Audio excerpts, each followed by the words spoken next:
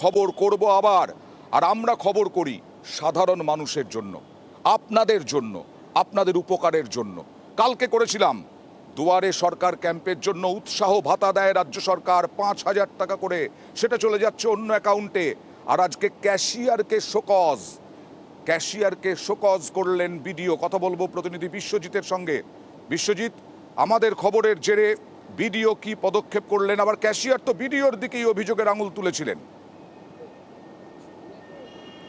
দেখো, একেবারেই আমরা খবর করেছিলাম যে এই যে উৎসাহ ভাতা, সেই উৎসাহ ভাতা অন্য অ্যাকাউন্টে, ভুয়ো অ্যাকাউন্টে কিভাবে যায় সেই তদন্তে নেমে বিডিও জানালেন যে এই সমস্ত টাকা কিন্তু 2023 সালের জানুয়ারি ফেব্রুয়ারি মাসের দুয়ারে সরকারের টাকা, এবং তৎকালীন সময়ের বিডিও কিন্তু অন্য ছিলেন। এই দীপ্তি সাউ তখন অন্য জায়গার বিডিও ছিলেন। কাজেই তার সময় তিনি যখন এখানে চার্জ নিলেন, তিনি দেখতে পেলেন এ ধরনের ঘটনা ঘটেছে। তিনি গতকাল তদন্ত করে দেখেন যে গোটা ঘটনার সঙ্গে কেশিয়ার জড়িত রয়েছে।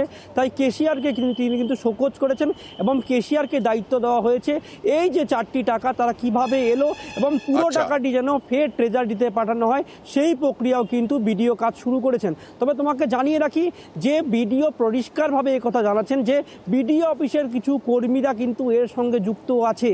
কারণ এরা যদি যুক্ত না থাকে তাহলে নতুন বিডিও থাকাকালীন এভাবে কিভাবে কাজ হতে পারে এবং ভুয়ো অ্যাকাউন্ট কিভাবে বিডিওর সামনে আসতে পারে সে বিষয়েও কিন্তু প্রশ্ন উঠতে শুরু করেছে। একদম, বিডিও সাহেব ক্যাশিয়ারকে শোকজ করেছেন এবং অন্যান্য কর্মীরা যারা যুক্ত বলে মনে করছেন তাদের বিরুদ্ধে ব্যবস্থা নিন।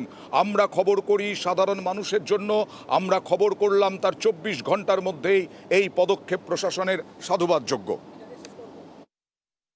ক্যাশিয়ারকে শোকজ করা হয়েছে, টাকা রিকভারি করা হচ্ছে। ক্যাশিয়ার সাহেব তো এই 25 ডিসেম্বরে ছুটি যাওয়ার আগে ক্লিয়ার করার জন্য তাড়াহুড়োতেই ভুল করেছেন, এটাই সেই যতদূর জানতে পারলাম ইনভেস্টিগেশনে। শোকজ করা হয়েছে, উনি টাকা রিকভারি করছেন, ট্রেজারিতে জমা হয়ে যাবে।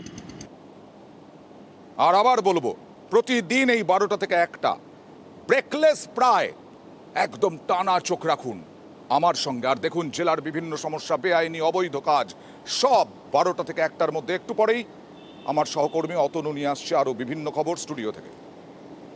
ধন্যবাদ অয়ন। আগামী 1 ঘন্টা আমি